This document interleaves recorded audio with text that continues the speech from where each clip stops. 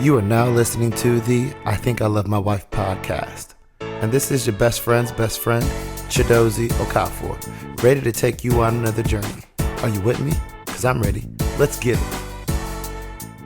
This episode is sponsored by Nello Effect, a coaching and consulting service that helps people turn mindfulness into action as they navigate the dating world as well as their relationships. Follow on Instagram at nello.effect and find more information in the episode description. What's going on, y'all? Welcome to another episode of I Think I Love My Wife podcast. I'm so happy to have my boy Lamar here. Lamar, say what's up to the people. What up? I've been trying to get this guy on for a minute. It wasn't his fault, so don't bash him. It was my fault. But I'm happy to have him. This guy, I don't know how he does it, and so I'm hoping to learn lessons from him in terms of how he keeps a wife happy, his family good, and runs all the things that he does business-wise, not only with his job, but also with all the various businesses he has, as well as nonprofit that does a lot to impact the greater metroplex of Dallas. So, again, Lamar, thank you for being here.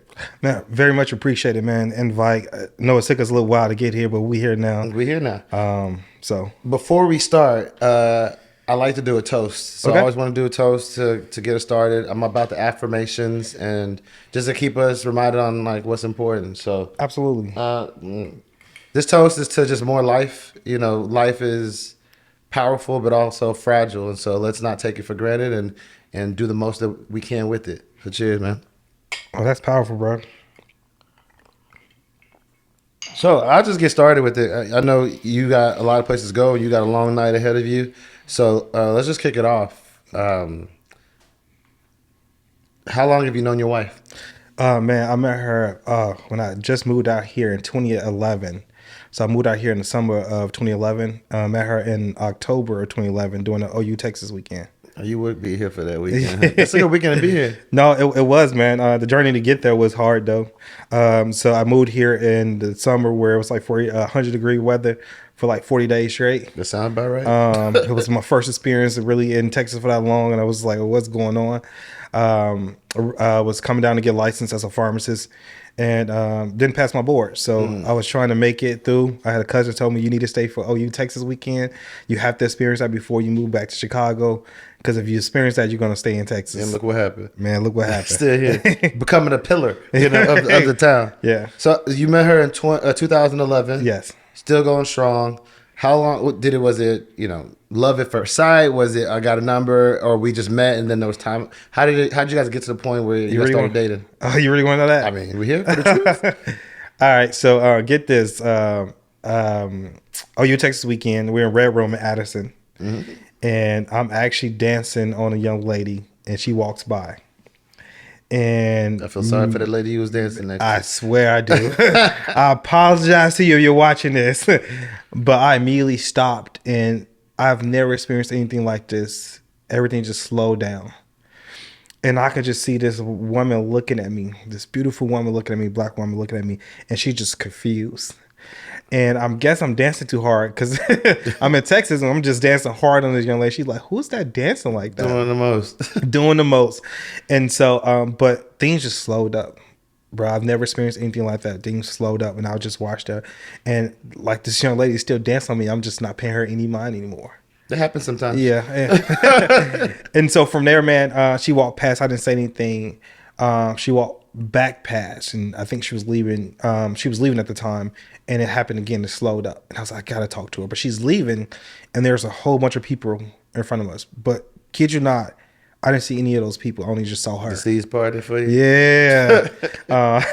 And so what stopped her was UGK. She's from Port Arthur, Texas. Yeah. And UGK came on, and she stopped, and she sat down, and they gave me the opportunity to go up to her. But before I was able to get to her, there was 3 guys trying to talk to her, and she declined all of them.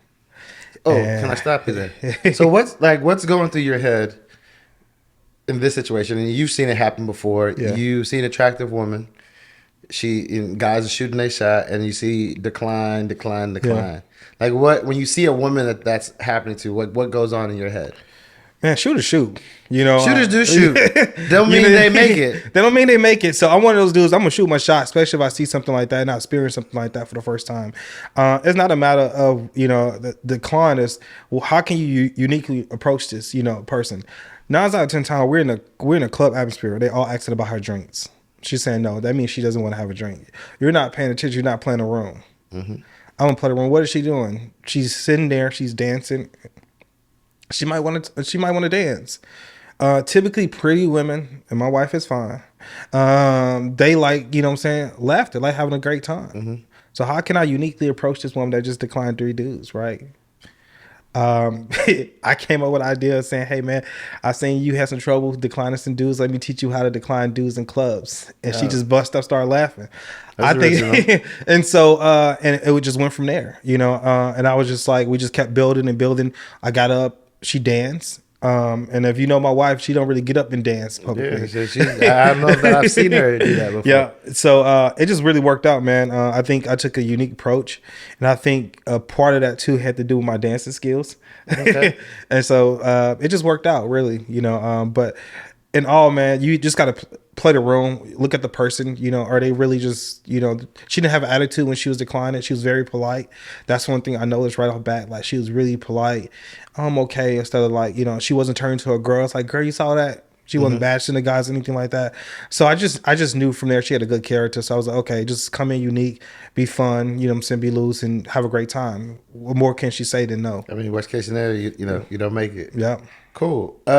So you meet, the world slows down for you. The seas part. Yeah. Light bulb hits you in terms of way to approach her. Success. I imagine you guys exchange information. Yeah, man. She put a full name on my phone. Full government. Full government name, telephone number. But it wasn't easy after that, though. Mm-hmm. It took a little while for her to for me to get on a date. Mm. And so I was like confused a little bit, because I was like, man, hold on. It's time for us, trying to take you out. By the way, I'm broke. I'm not licensed as a pharmacist yet. You told her all that up front? No, I didn't. Okay.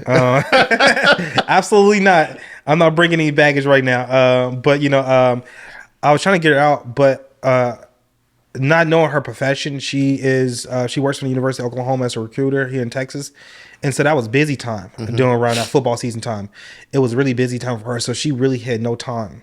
But you kind of think about, you make time for what you want in life, right? Well, she didn't know me, but she was interested.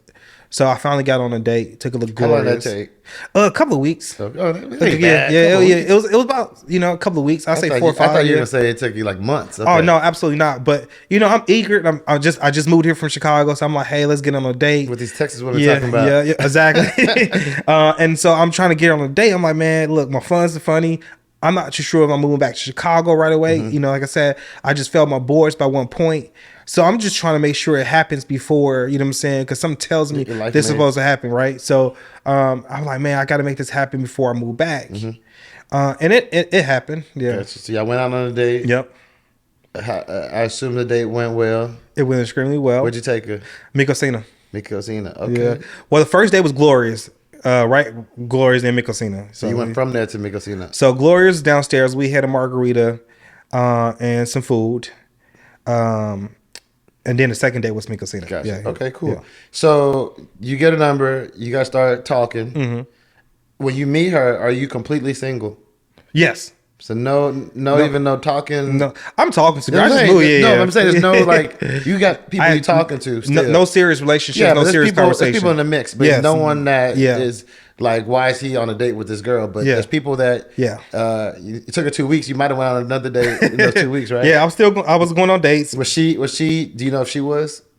Honestly, she said no. Okay. She just had a breakup. She just broke up with her previous relationship, and so she wasn't even looking for anything. Got it. Okay. So you meet, you talking, you're exploring other things. What happens next? How long were you before you guys got serious? Man, I kind of knew from the first date, man. We had a really in-depth conversation about what we wanted out of life, right? I didn't know it was gonna hit me that fast when I moved here to Texas. I was single. I'm about to start making some good money, some good coins. I thought I was gonna be able to live my life for a little bit, and God was just like, no, that's not what you promised me. You said you wanted a wife. And so here you are. Here you go. And so we got real serious pretty quickly. And I had to start to wrap up things with other people like, hey, can't do that anymore. I'm not going out here no more. Even with the guys I was just hanging out with, man, I just had to start to wrap those things up. So, but we didn't become official until January. So January of 2012, that's when we became official. And you guys met in September? October. Because October. Rivalry. So January 15th was the day we became official. In three months or so, became official. We're tying up of loose ends. Something. It sounded like you were being proactive about it. Mm-hmm. Was it a situation that they were all tied up before that day came, or you were in the process of wrapping them all up? Well, the good thing for me, I was fresh in the city, so it wasn't too much time. You was new car smell, so everybody. So I was fresh in the city. So these relationships, these people I was talking to, they weren't looking for more than what I was telling them for. Got it. I'm very frank and honest. You know what I'm saying? I don't think about misleading people. And so when I'm talking to them, I'm just like, hey, I'm still exploring the city and stuff like that. And they understood that. Got it. They didn't know I got serious with anybody. I didn't tell them the full details. Yeah, they didn't need to. That's not their business. That's not their business. Okay. Yeah. So January comes, you guys are serious. Yeah. When did you propose? Man, I proposed OU Texas weekend 20. That's sweet. That's sweet. Oh man, was that 2014? Yeah. So So OU Texas weekend 2014, I proposed to her. How long were you guys dating at that point in time? About 3 years. 3 years. Yeah. Gotcha. About 3 years. It was wild. It was a wild weekend. I invited her friends and stuff like that. It was OU Texas weekend. In fact, our boy Lim got proposed previous to that, which confused her because she was starting to get like we were living together at the time because I was trying to find an apartment, and so what happened was I was looking at like rings through my the website search, and it came back up. It was coming through hers every time she was going on Facebook. She was seeing these ads with rings, stuff like that. So she had this like notion that I was going to propose to her. So one of her good friends, Nicole, called me and said, I think she know. I said, I got it. And so our friend Lim proposed the day before, which completely threw her off. Got it. Because she's like, oh, this might be why. Yeah. And so I end up proposing the next day, which was wild because someone had to actually go to her apartment to get her because she was sleeping when I had the whole like engagement party going and she had no clue. So we had to send her good friend Danielle to go get her. Got it. Cool. So you proposed. Was there any pressure on your end? Because some ladies would say, hey, at this time you're like what, your late 20s? Yep. So I'm going on. She's older than I. I'm going on 30. Yeah. So you're 30. Yeah. You've been in a relationship for 3 years. Yep. Was there pressure to be like, bro, what are we doing? Or you just felt like that was the right time for both of y'all to? Honestly, she gave me no pressure. She had clear guidelines. Like I said, I lived with her for a couple months only to get on my feet as I came back to Texas. At this time, I was looking for a house. I wanted her to be involved in the process. She's pretty was like, oh, no need to. We're not engaged. I'm not pressuring you to get engaged, but I don't want to move into with you without being engaged. And you could take your time. But she really never gave me any pressure. Behind scenes, I have no idea how she was talking to her friends. Yeah, I'm about to bring her on, and then we can talk about what she was. Because to me, if you put yourself in a woman's shoes, she's older, so she's in her 30s already. Yep. She meets a guy. Justifiable or not, he's unemployed. Yep. He's new, so it's not like I can vet him. Yep. And through friends, or we went to the same school, or we know people. Yep. And then within months, right? I don't know how long, but or a small amount of time, she's living with you. Mm-hmm. And I'm living with her. You're living with her. I assume you're working by then. Yeah, I just passed my exams. You're preparing for your exams. No, I passed while you're living with her, right? Yeah. No, I passed my exams. I moved back here to Dallas and started living with her. Okay, so you were going back home. Yep. Okay, so you went to Chicago. You passed your boards. Then you came back here and started living with her. Yep. And how long did that last? That lasts for a good 6 months. 6 months. Yep. Gotcha. Okay. So a woman could, if you put yourself in a woman's perspective that is in their 30s, what do you think she saw in you or in the relationship that gave her confidence to say, I can take on this risk? Because it's risk. You see, I got this guy living, he don't have no job, he's doing da-da-da. even though you're studying for your boards, you just passed it, so there's a little bit of like hope at the end of the tunnel to shoot with you in the gym, right? Yeah. But what do you think is about it? Because you probably heard stories of women similar-ish standard, and not saying the guy's mooching, but they don't feel great about where the relationship is going in terms of future-wise. I think a big part was that, what stood out a lot was she said I reminded her of her father. Right. So I think that was, a good, good character trait for me to have, for her to make that type of investment. And so we talked about goals and all these things, and I think it'll align. So, but it's still risky. So she really jumped in and took a big risk, and it's working out for her, I guess. Listen, there is much to say about those who shoot in the gym with their person, because with a lot of runway, you never know what could become because of that support. Yeah, facts. But there are also scenarios that don't work out the way it work out, and people take advantage and things of that nature. So I was just curious. So fast forward now to today. How long have you guys been married? Man, we're going on 9 years this September. That's a blessing. That's a blessing. How long were you guys engaged before you, what was the engagement period? Like, a year. A year? So pretty quick turnaround. Mm-hmm. Let's see, quick. So what do you do for a living? Pharmacist. You're a pharmacist and? Pharmacist, nonprofit leader, event career, Make a 360 photo booth. And? Father. I was waiting for you to write the book, It's a lot. It's a lot. Yeah, so you got a lot of things going on. What is you mentioned it, but I don't know if your wife still does that, but what does your wife do? Yeah, she still works from the University of Oklahoma as a recruiter. Okay. And then one of the things that I think is important to understand, or for the audience to understand, is as we're talking about scenarios and things that happen and how people respond, what was their family structure look like? So I'd love to understand from your parental standpoint, what did you see growing up? What did she see growing up? Oh, man. Totally two different ends of the spectrum, right? I was raised by a single parent. My mom, rest her soul, she raised 4 boys and on the south side of Chicago. My wife was 2-parent household.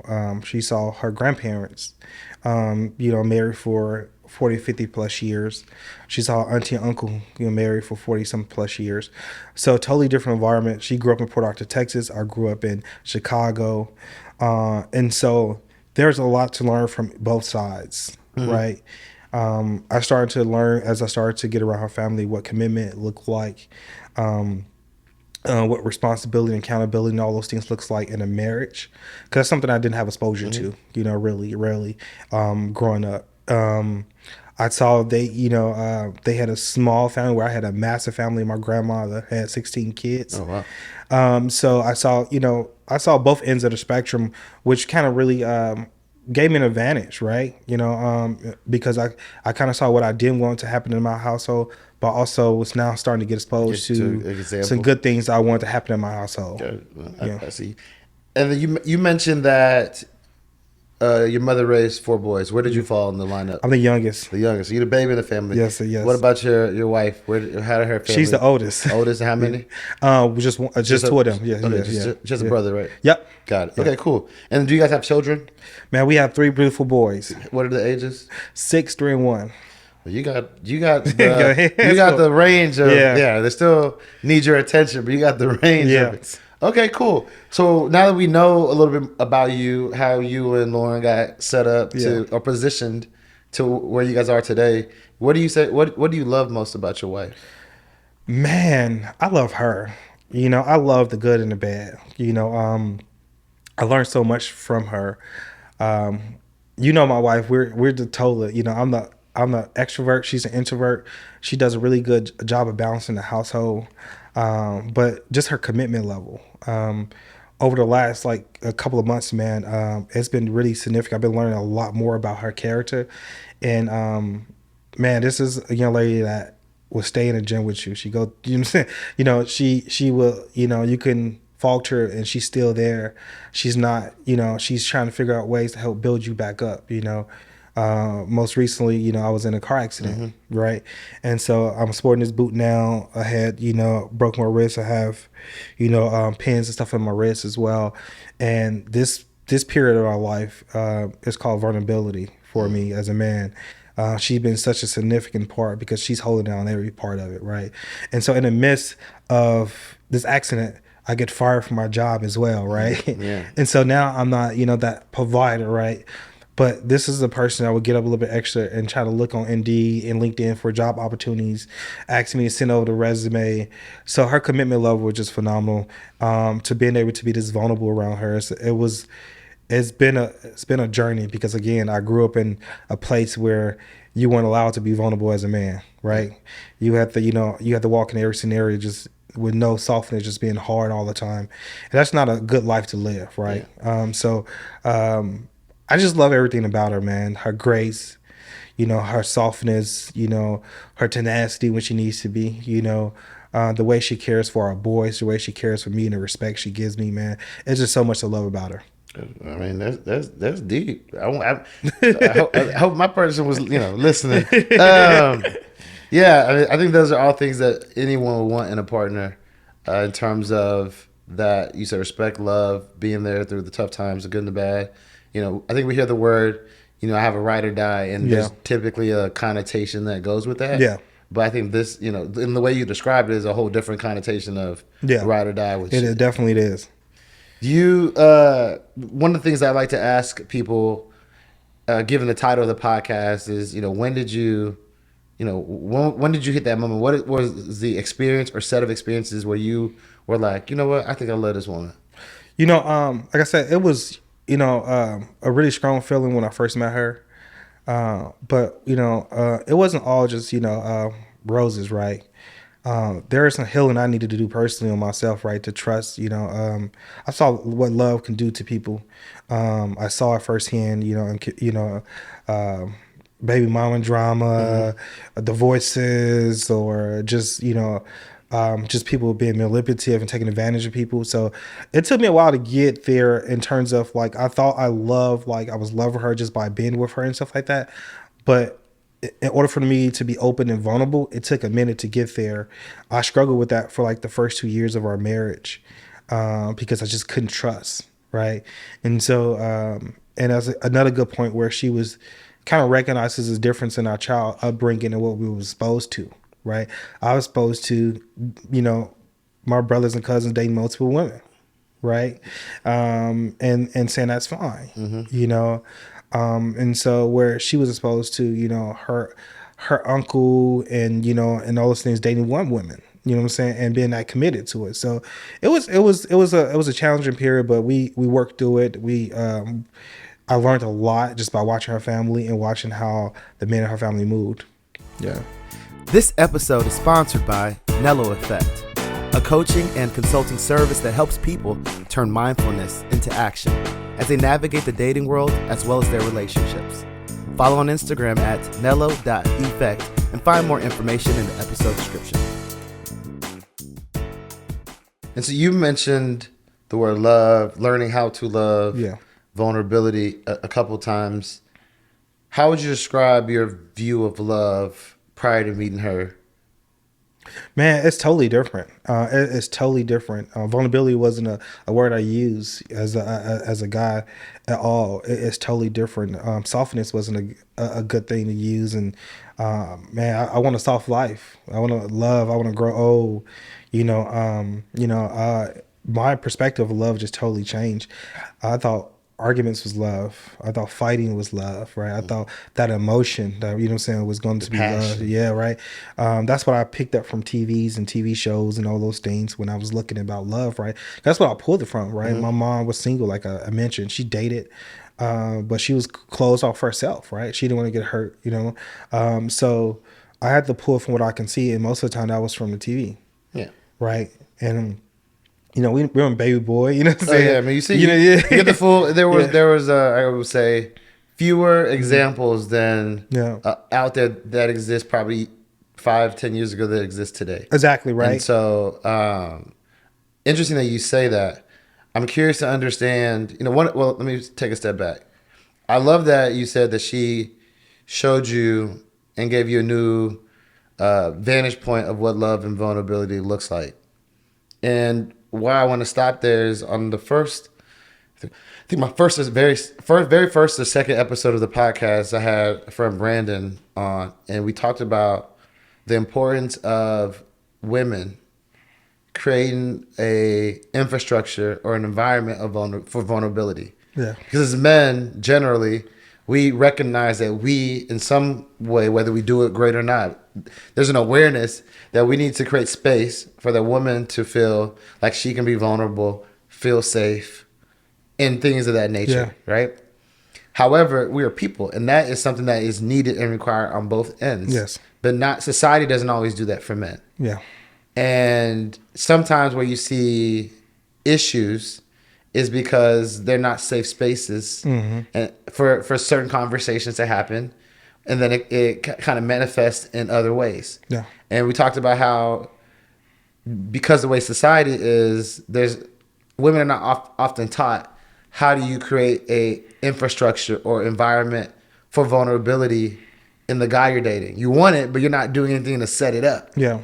And so hearing you talk about it, it seems like whether she was intentional, whether that's just who she is, there were certain things done to create an infrastructure for you to feel safe, to be vulnerable, to trust, and feel that love in a way that you didn't feel before.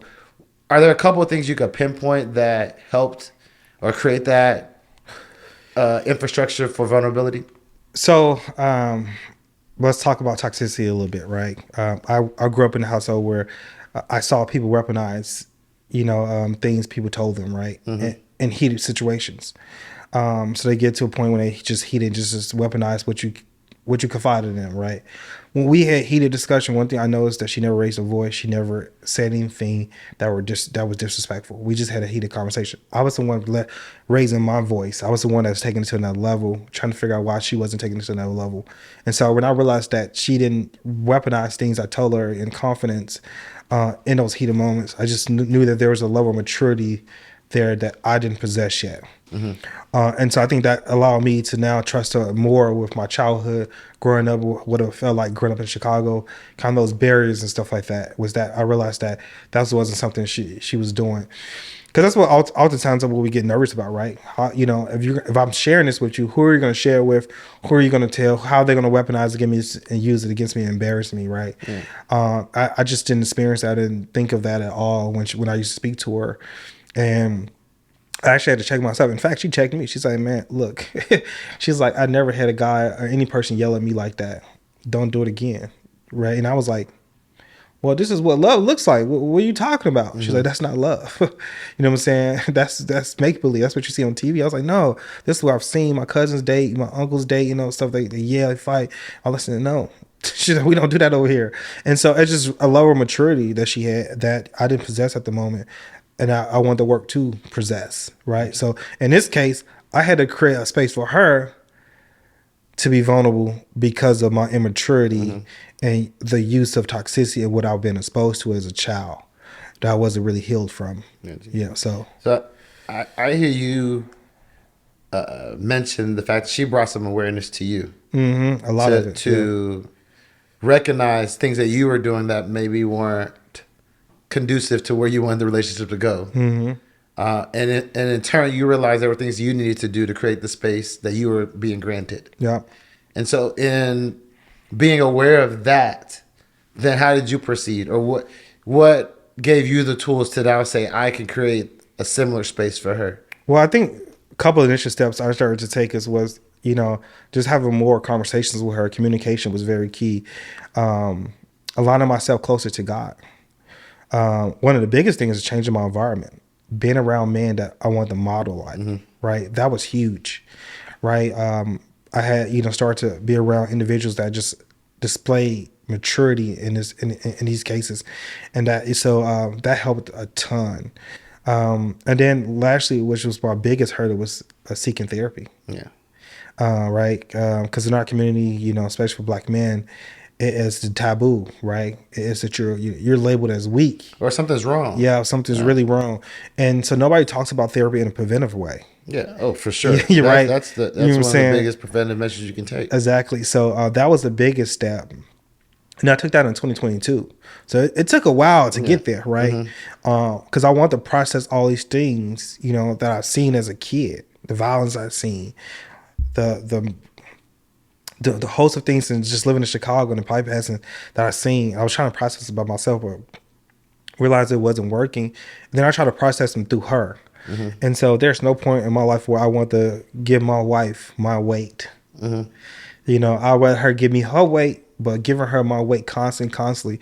And I realized that was a quick recipe to stress her out, to also like build a bridge between us and our relationship if I wasn't going to address my issues, right? Because I don't want her to try to hold that as well as raise kids and all those things. So that would kind of motivate me to seek therapy and start to, look outside of our household for ways to heal. Yeah. I can imagine you get married. You were prior to marriage. You were living with her. Getting back to your feet. There's the recognition of. Well, I will make the assumption. You tell me if I'm wrong. Okay. There is conflict, right? Yeah. Like, this doesn't happen outside of conflict for these things to come to your attention, right? So there's conflict. And in the conflict, there's recognition of these things, right? You talk about being toxic. Yep. You talk about what your vantage point or view what love looked like, which I'm sure wasn't great to digest and experience. I'm sure it sucked in some ways. Yep. You talk about then you learning what you need to do, and there's a process for you to get there. Yeah.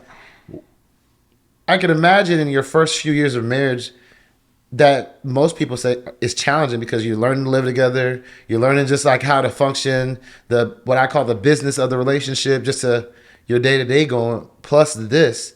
It doesn't seem like that's the most ideal situation to be in your first 3 to 5 years of marriage. Well, let me look. The first couple years was hell. It was, he said challenge, man, that shit was difficult. Yeah. It required a paradigm shift for at least me, for her too, right? Because there's so many misconceptions out there. And I tell anybody that's prepared for marriage, go to counseling. Go to counseling. Premarital counseling would save you. We didn't. Because I was trying to learn how to align myself back with God, right? And so again, these are a lot of things, we would have discovered prior to and to work through, right? But my ego was in the way, you know what I'm saying? And so it's not easy, right? Because like you said, you're merging, two individuals and say how we're going to make this work, right? And there's so many different behaviors, right? Your spending behavior. There's so many. So you know what I'm saying? So if you're not having those conversations, and even if you do prepare, right, and have those conversations, it's still challenging. Life hits you. Yeah. So it was rough because I was still trying to figure out like how to be, committed in a relationship and keep my individuality. Right, my individuality was not conducive for marriage. Meaning, I was hitting the club. Back then, I was going out every weekend. I was staying out till 3 o'clock in the morning. I had nobody to check in with. Now I have a wife. She's telling me like, hey, check in with me at least. What's going on? I'm like, I'm a grown man. I don't need to check in with you. Yeah, you know what I'm saying. But that's not how marriage works, right? There's communication, right? So now being able to somebody trust somebody and having communication and accountability, right? Yep. Yeah, and so that's something that I didn't have, right? And so I'm like, man, like, I'm a grown man. I could do what I want to do. You know what I'm saying? And that just didn't fly, and she wasn't like that. She's an introvert. She's homebody. So I never had the experience on the opposite side of her going out and staying in the closet. Yeah. I knew what she was. You following on the iPhone. It did not move. It didn't move at all. She's in the crib. Where I left. Yeah. No, yeah. I asked the question as a lead into my next question because I would say if you poll people in the Dallas area that know y'all, I think they would rate y'all's outside looking in as like a very great marriage. And I'm not saying it's not great, but a marriage like, oh, I want that, right? And I think in wanting that and not knowing the story and the depth of what you guys experienced, sometimes you romanticize the journey. And so when you're in it, you're like, well, this is not what I want. Yep. Not knowing that this is what y'all dealt with to get to this point. And so I didn't want to, I'm not calling it out to say, Mario was fucking up. It was terrible. Yeah. But I do want to try to the degree I can, get insights of like how bad it was to show like, relationships are bumpy. They're Yeah. not always pretty. Yeah, yeah. And even the couples that you think have the like perfect, there's no perfect in marriage, but Yeah. that have the ideal perfect relationship are going through things. Yeah. And you can't run from that. Yeah. Growth is hard, man. Oh, No for matter what, sure. yeah, growth is extremely hard. No matter how you shake it, no matter what you're doing with it. And but one thing I love about us, is that we're both open for growth, and we know it's a challenge. And we're patient with one another. We give each other grace. I had this, like I said, I had this whole perception that my wife is going to wake up every morning and cook me breakfast. She'd do all the laundry. She'd do all those things. I just had this whole misconception, right? Because I didn't have any model. Is that a misconception? It depends on your wife, right? It depends on you, like, you know what I'm saying. I'm messing with you. Yeah, it really truly depends on your wife. My wife, she didn't like breakfast when I met her. Why would she, get up and cook me breakfast every morning just because I'm her husband, right? Why disrupt her day and her routine to appease me, to make me, you know what I'm saying? And so, and things that didn't fill her cup, right? And there's other ways that she add value to me throughout my day that fills her cup without depleting her, right? Mm-hmm. And so those are just small little things that I can mention.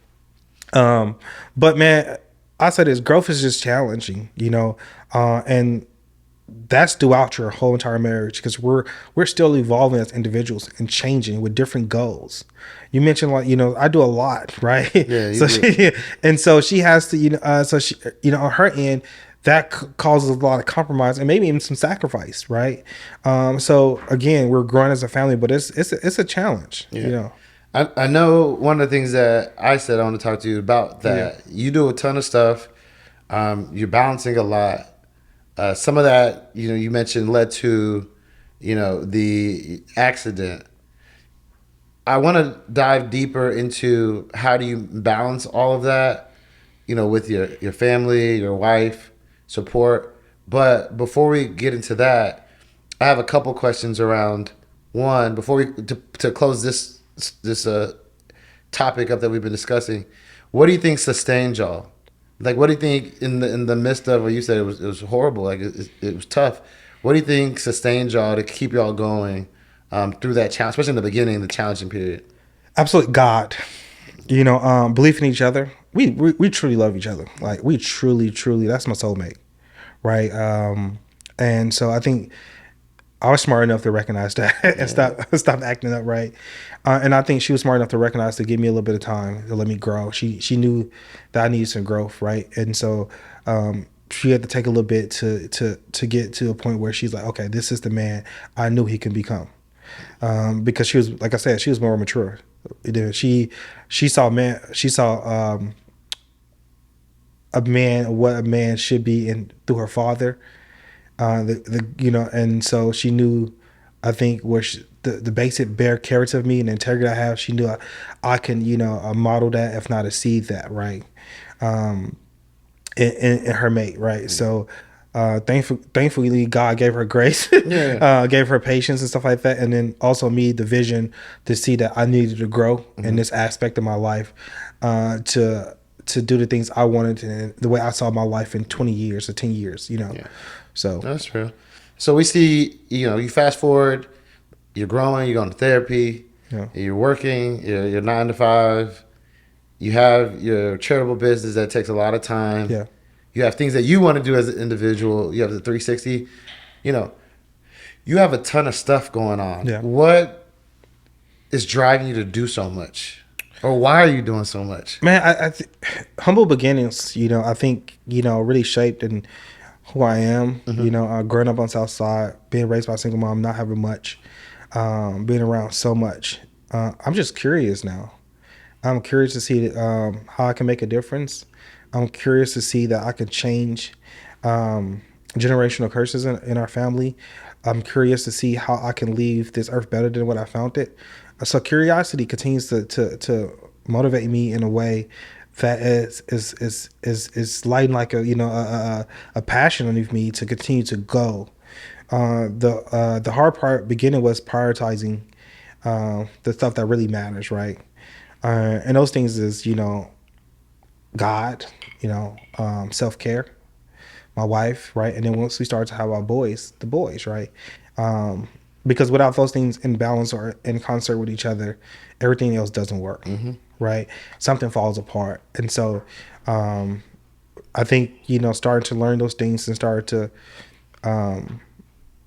look at things from a different lens. All right. I look at things from my wife's lens. I look at things from my kids' lens. Like, what are they seeing for me right now? Are they seeing me, right? I'm on my phone trying to, do things with them. And so I've grown where, at first I was on my phone trying to interact. And I remember one key moment when Jackson, my oldest son, slapped the phone out of my hand. Kids tell you straight. He's straight up like, rude. I was in the middle of trying to do a social media post. I was like, man, I got to get this out, get these ticket sales going on so we can donate this. And he slapped the phone out of my hand and like, I'm right here. And I realized at that moment, it's like, okay, when you're giving them moments, you give them moments. You give them all of you, right? Because you're going to be their father 24/7. You're a husband 24/7, right? You're going to get another. You can get another job, right? You can start another nonprofit. You know what I'm saying? Yeah. But you only have this one shot with them, essentially, to get it right. But what's pushing you to do more? Because if I look at, since I've known you, I feel like you've only picked up more stuff. Yeah. And then I imagine from a personal standpoint, you've also added more responsibility. Like, you've had more children that take more time, right? And so it's not like, well, I was doing all this stuff while we were, us, and then as what you would think, right? Yeah. As we had children, some of those things probably had to, taper a bit. Not everything, but taper, because you only have so much time. And so what's pushing you to just do something? I recognize impact, right? Man. But outside of that, like, what's driving you to, do you have a cap? Like, when are you going to be, no, I'm good? I'm having fun. It's like a kid in a playground, right? I'm able to now reflect on my childhood and do things for other kids that wasn't done for me, right? Create spaces that wasn't done for me. There's a need, and the problem to solve, I'm trying to solve it, right? And so I'm having fun. And so that's why it's not draining, you know what I'm saying, right? Because I'm having fun doing it all, right? And what's funny enough is that, I had no desire to add on more and more in terms of like the business side of it, but every path I take takes me somewhere else. I'm like, oh, that's really good problem to solve, or a really great place to add value at. And that's what continues to can motivate me, is I'm adding value. And so, I don't do things when I don't just add value. I want to add value to whatever I have a hands in. So, I'm just having fun. I'm being a kid in the playground right now. I'm playing basketball from sun up to sundown, with the boys, what I'm saying? I'm watching my kids have fun and be free. So I'm having fun. That's what's keeping me going. No, I realize that. And I don't think you'd be doing it if you weren't, like, if it was depleting you. Yeah. But, and I don't say this to, like, dim your light in the things that you're doing. I more say it as, I would say concerned is not the right word, but like, I am concerned. Yeah.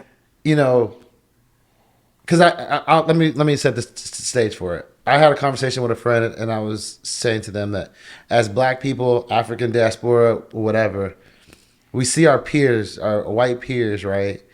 And what we want to accomplish and what we're trying to accomplish. And we work so hard to try to close the gap. And all that comes at a cost. When sometimes I don't know that we're aware that where they're at is on the backs of 3 and 4 generations of effort. And we're trying to skip generations of progress in just what we're doing. And so I wonder sometimes, at what cost are we trying to skip generations of progress so that we can close the gap to our peers?